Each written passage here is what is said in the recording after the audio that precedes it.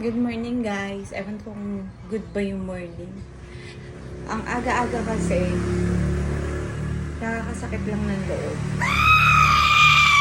Siguro na-experience nyo rin yun pagkagising nyo sa umaga. Tapos makaka-encounter kayo ng mga taong magsasalita na hindi totoo laban sa inyo or sa kapamilya nyo. Kasi, sabihan ba naman ng anak ko na bakla? Ano magiging bakla to? Paano niya nalaman, di ba? Yes! Tinanong ko ngayon siya, bakit mo sinasabihan bakla yung anak ko?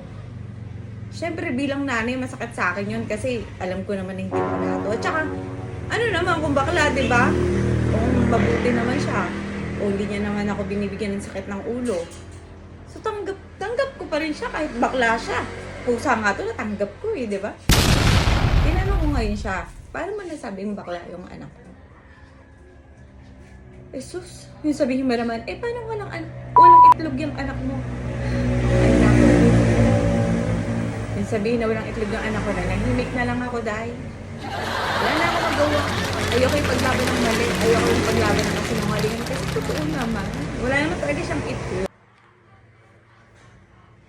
Kasi, kaya wala talaga siyang itlog. Pinakapon ko kasi siya.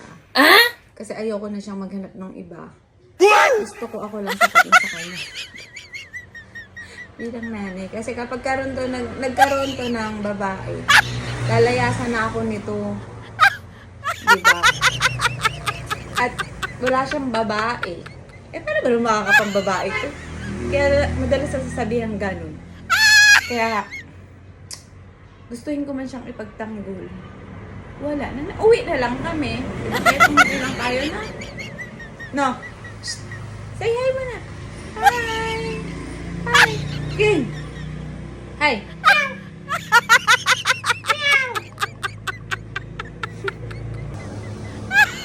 Ken. Good morning.